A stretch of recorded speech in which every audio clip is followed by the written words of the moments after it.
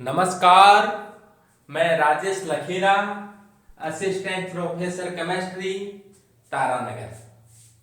आज अपने पढ़ेंगे कि प्रकाशिक समावी ऑप्टिकल आइसोमर हैं, उनका नोमेनक्लेचर यानी कि नामकरण कैसे किया जाता है। तो नामकरण के तीन तरीके हैं। सबसे पहला तरीका है स्मॉल डीएल नामकरण। पहला तरीका है कि स्मॉल डीएल नामकरण, यानी कि दो प्रकार के समावी बनेंगे, एक को स्मॉल डी कहेंगे, एक को स्मॉल एल कहेंगे। कैसे किया जाता है ये आपने पढ़ने वाले हैं। दूसरा है बड़ा डी बड़ा एल नोमेनक्लेचर, यानी कैपिटल डी कब लगाएंगे, स्मॉल कैपिटल डी कब लगाएंगे, कैपिटल एल कब लगाएंगे, वो पढ़ेंगे। या फिर आर एस नामकरण है, उसमें आर कब लगेगा, एस कब लगेगा। अब आपको अल्प समय के पश्चात आपको ये लगाना सीख जाओगे, ये मेरा वादा है। तो थोड़ा ध्यान से देखो इसको। सबसे पहले बात करते हैं स्मॉल डीएल नामकरण। सबसे पहले नामकरण पढ़ते हैं स्मॉल डीएल नामकरण। ये तो अपने पढ़ चुके हैं कि प्रकाशिक समावी वे होते हैं जो समतल ध्रुवित प्रकाश के तल को या तो क्लॉकवाइज या फिर एंटी क्लॉकवाइज दिशा में घुमा देते हैं। कुछ पदार्थ ऐसे होते हैं जो समतल ध्रुवित प्रकाश के तल को क्लॉकवाइज घुमाते हैं, कुछ पदार्थ ऐसे होते हैं जो समतल ध्रुवित प्रकाश के तल को एंटी क्लॉकवाइज घुमाते हैं।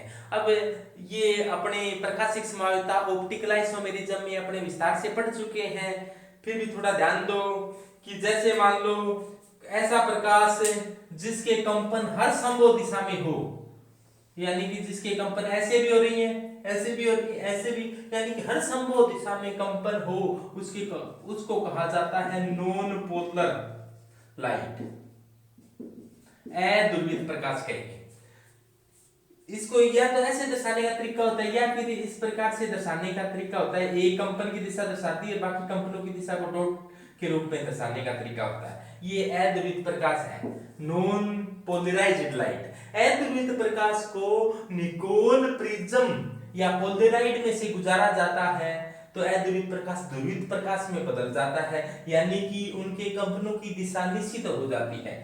तो जैसे ये निकोल प्रिज्म है, या आप इसकी जगह पोलराइड काम में ले सकते हो, या परावर्तन विवर्तन, कई तरीके होते हैं कि नॉन पोलराइज्ड लाइट को पोलराइज्ड लाइट में। तो इस प्रकार से कंपनों की दिशा एक निश्चित होगी, इसको कहेंगे पीपीएल। पीपीएल का अर्थ क्या होता है, प्लेन पोलराइज्ड लाइट। इसका पूरा नाम होता है प्लेन पोलराइज्ड लाइट, या अपने ऐसे कहते हैं समतल ध्रुवित प्रकाश। ये कैसा प्रकाश है, समतल ध्रुवित प्रकाश है। समतल ध्रुवित प्रकाश के आगे कोई अपने ऐसा मटेरियल रख दें, कोई ऐसा वीर्य रख दिया जिसमें से गुजारने पर समतल ध्रुवित प्रकाश का तल इस प्रकार से था, वो इस प्रकार से हो जाए, समतल ध्रुवित प्रकाश का तल बदल जाए, तो ऐसे पदार्थों को कहा जाता है प्रकाशिक सक्रिय पदार्थ। ऐसे पदार्थों को क्या कहेंगे, प्रकाशिक सक्रिय पदार्थ।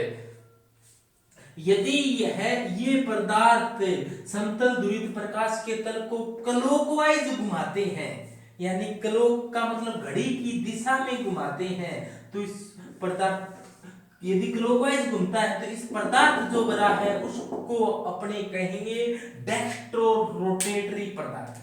जो ये पदार्थ बना है इसका नाम क्या होगा, डेक्स्ट्रो रोटेटरी। डेक्स्ट्रो रोटेटरी का मतलब होता है दक्षिण ध्रुवण घूर्णक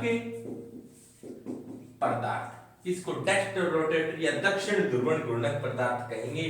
और इस पदार्थ को शॉर्ट में इस रूप को दर्शाने का तरीका होता है स्मॉल डी, यानी कि ये घुमा कैसे रहा है, डेक्स्ट्रो रोटेटरी घुमा रहा है, इसलिए इसका नाम क्या पड़ गया, स्मॉल डी। या फिर ये भी प्रचलन में है कि इसको स्मॉल डी या प्लस कह देते हैं। तो स्मॉल डी को ये अपने प्लस कहते हैं और स्मॉल एल को माइनस कहते हैं। यदि ऐसा पदार्थ हो, यहां तो ये क्लॉकवाइज घुमाया है, यदि दूसरी कंडीशन ले लें कि दूसरी कंडीशन में जैसे मान लो कोई अध्रुवित प्रकाश आ रहा था, ये आ रहा है अध्रुवित प्रकाश, इनके कंपन है वो हर संभव दिशा में हो रहे हैं, और या फिर इसको ऐसे भी बनाने का प्रचलन है कि अद्वितीय प्रकाश आ रहा था, इसको क्या किया आपने, निकोल प्रिज्म या पोलराइड में से गुजारा। ये क्या है, निकोल प्रिज्म है, या फिर इसे क्या कहें, पोलराइड कहें। या तो आप निकोल प्रिज्म ले सकते हो, पोलराइड ले सकते हो, अन्य। निकोल प्रिज्म से गुजरेगा तो ये कैसा प्रकाश हो जाएगा, PPL, plane polarised light. Plane polarised light तो इसे कहा जाता है जिसमें कंपनों की दिशा एक निश्चित हो गई। अब इसके सामने कोई ऐसा पदार्थ रख दिया जाए जिससे समतल ध्रुवित प्रकाश का तल घूम जाए, ऐसे घूमता तो इसको डी कहते। अब की बात ऐसे घूम रहा है मान लो, तो ऐसे घूम गया, तल घूम गया, तो ऐसे पदार्थ तल कैसे घुमा है, डेक्स्ट्रो रोटेटरी घुमा है, लीवो रोटेटरी घुमा है। तो ये घुमा है इस प्रकार से, इस प्रकार से घुमा है। तो ये कैसा घुमा है, एंटी क्लॉकवाइज घुमा है। कैसा घुमा है भाई, एंटी क्लॉकवाइज घुमा है। दक्षिणावर्त घुमाया, वामावर्त कहते हैं, हिंदी में इसको क्या कहेंगे, वामावर्त घुमा है। और क्लॉकवाइज को क्या कहते हैं, दक्षिणावर्त। तो वामावर्त घुमा है, एंटी क्लॉकवाइज घुमा है, इसे कहा जाता है लीवो रोटेटरी, और इसे स्मॉल एल लगाया जाता है लीवो रोटेटरी के लिए, या फिर माइनस। यदि कोई पदार्थ समतल ध्रुवित प्रकाश के तल को एंटी क्लॉकवाइज घुमाता है तो उसे लीवो रोटेटरी कहेंगे। यदि कोई पदार्थ समतल ध्रुवित प्रकाश के तल को क्लॉकवाइज घुमाता है तो उसे डेक्स्ट्रो रोटेटरी या स्मॉल डी कहेंगे। और यदि एंटी क्लॉकवाइज घुमाता है तो लीवो रोटेटरी या स्मॉल एल कहेंगे। और डी को प्लस कहने का चलन है, डी को प्लस भी कहते हैं, एल को माइनस भी कहते हैं। तो अपने यौगिक को देखकर कैसे ज्ञात करेंगे डी है क्या है। ध्यान ये देना कि स्मॉल डी या स्मॉल एल का पता अपने यौगिक को देखकर नहीं कर सकते। स्मॉल डी या स्मॉल एल का पता अपने यौगिक को देखकर नहीं कर सकते। तो फिर कैसे करना पड़ेगा, स्मॉल डी और स्मॉल एल का पता करना चाहते हैं तो आपको प्रैक्टिकल करना पड़ेगा। प्रयोग कर अपने पता लगा सकते हैं कि ये समतल ध्रुवित प्रकाश के तल को यदि क्लॉकवाइज घुमा रहा है तो स्मॉल डी कह देंगे, एंटी क्लॉकवाइज घुमा रहा है तो स्मॉल एल कह देंगे। जैसे इस प्रकार से मान लो कोई ये मैं बना रहा हूं लैक्टिक एसिड, ये है भाई लैक्टिक एसिड, और लैक्टिक एसिड का अपने दर्पण प्रतिबिंब ले लें, और दर्पण प्रतिबिंब को एक दूसरे के क्या कहा जाता है, दर्पण प्रतिबिंब को एक दूसरे का इनिशियोमर कहा जाता है। सभी विद्यार्थी जान गए होंगे इनिशियोमर, इनेसिमर, इनिशियोमर। तो ये यदि अपने को पता लग जाए ना डी है तो दूसरे को अपने आप ही कह देंगे एल है। डी या प्लस है तो ये क्या होगा, एल या माइनस होगा।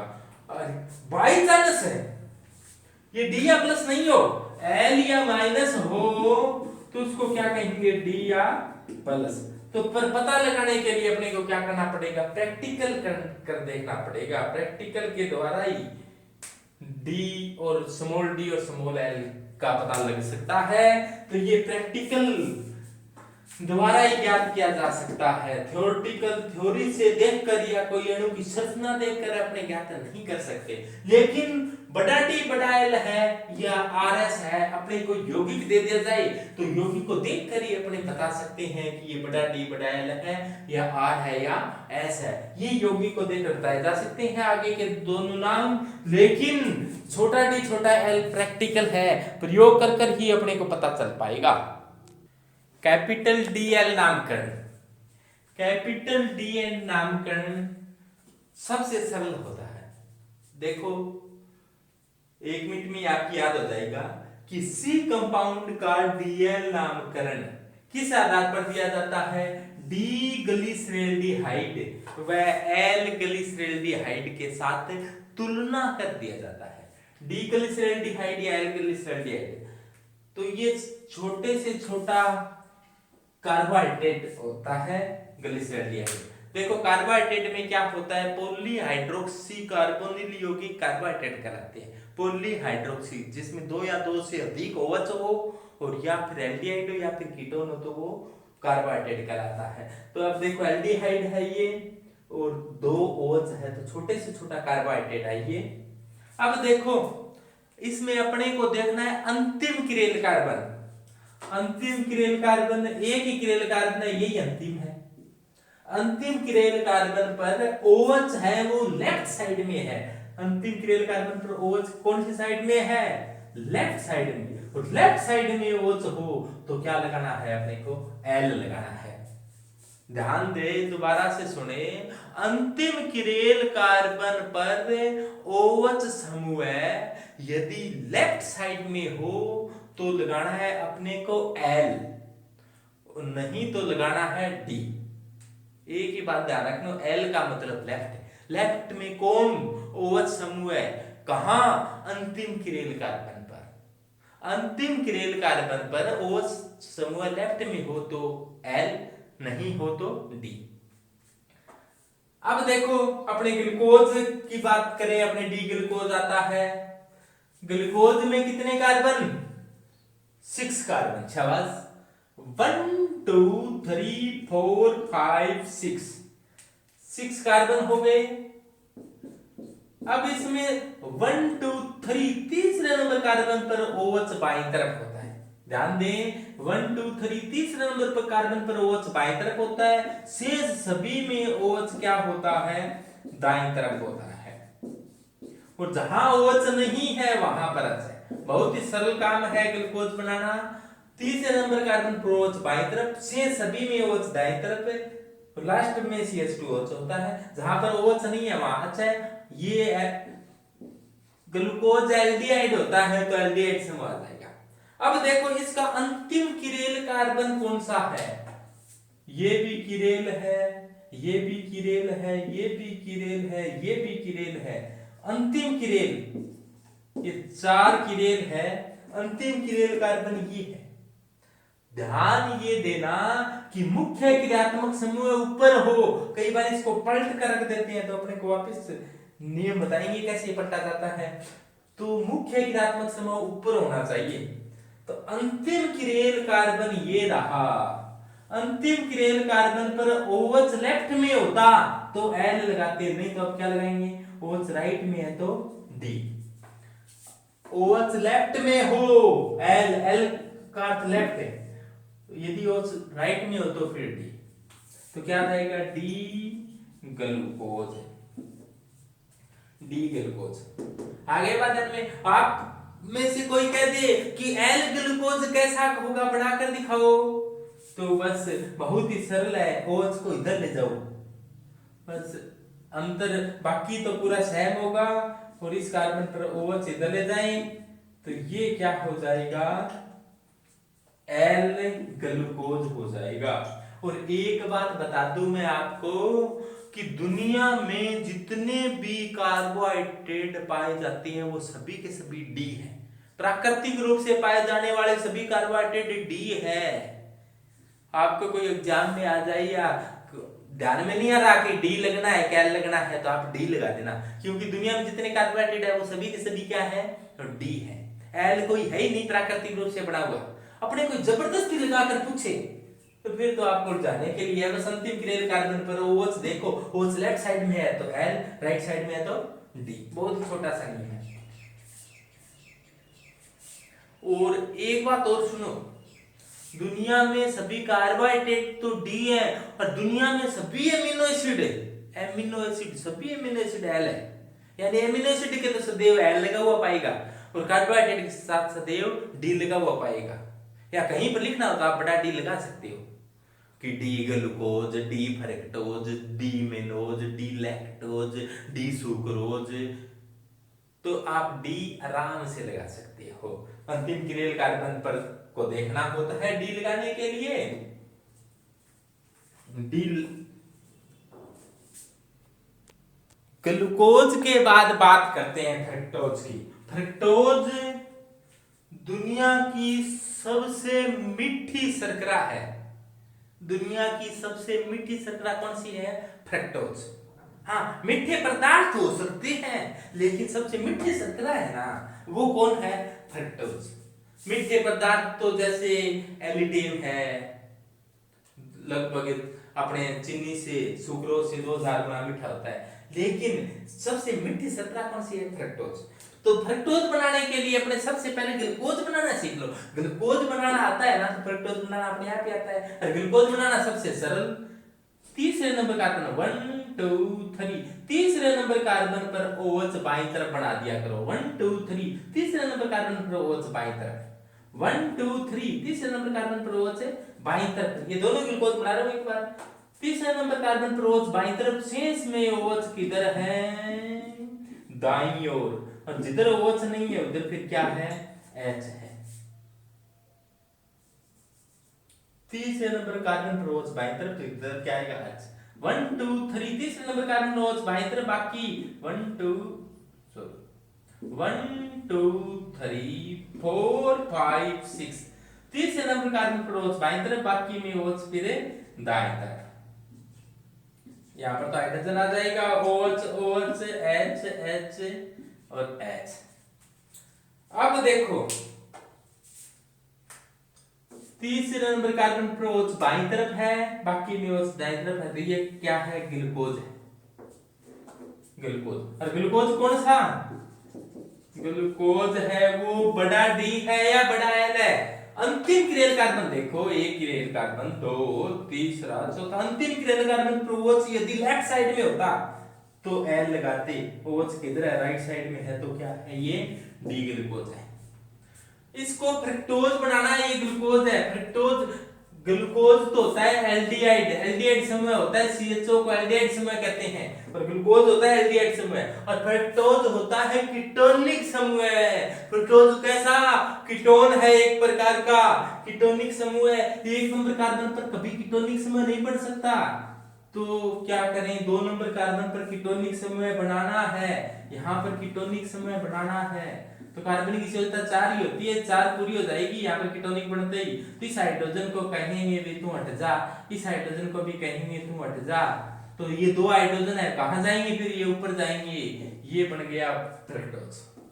यहाँ के दोनों हाइड्रोजन को ऊपर भेज दो, 2 नंबर कार्बन पर कीटोन बना दो, बाकी वही है कि तीसरे नंबर कार्बन पर OH बाईं तरफ है, बाकी में OH दाईं तरफ है, 2 नंबर कार्बन पर कीटोनिक समूह है। तो ये क्या है? फ्रक्टोज है। और कैसा फ्रक्टोज है? किरेल कार्बन देखो, अंतिम किरेल कार्बन, अंतिम किरेल कार्बन पर OH देख लो, और OH है ये अंतिम किरेल कार्बन पर दाईं तरफ है। दाईं तरफ वालों के लिए D लगता है, और ये D क्या है? ग्लूकोज है या फ्रक्टोज है? फ्रक्टोज है। तो D कब लगता है, कैसे लगता है? L कब लगता है, कैसे लगता है? सीख गए होंगे शायद।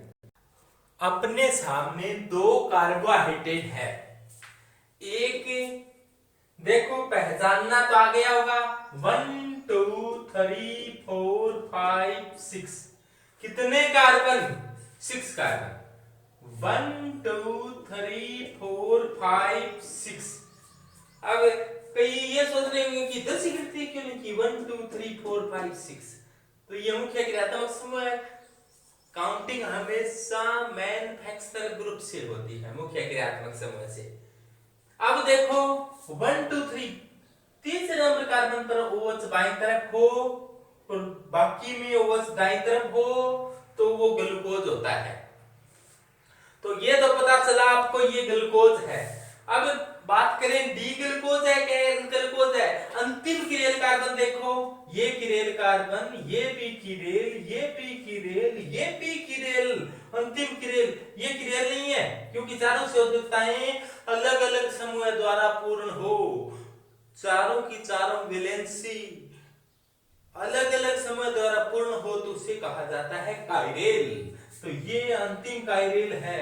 अंतिम काइरेल एटम को पकड़ो, OH लेफ्ट साइड में हो, OH लेफ्ट साइड में नहीं है, H है लेफ्ट साइड में, OH लेफ्ट साइड में होता तो L लगाते, तो OH लेफ्ट साइड में नहीं है तो क्या लगा देंगे?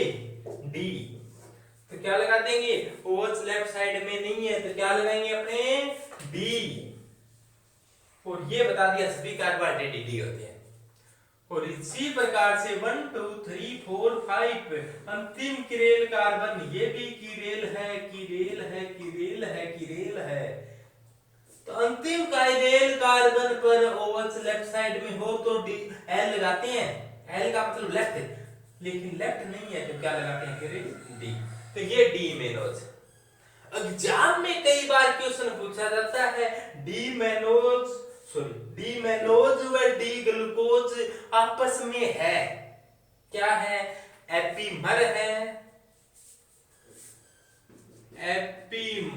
है या एनोमर है या फिर होमोमर है या फिर डायस्टीरियोमर है, कौन से प्रकार के मर हैं, एनोमर, एपीमर, होमोमर, डायस्टीरियोमर।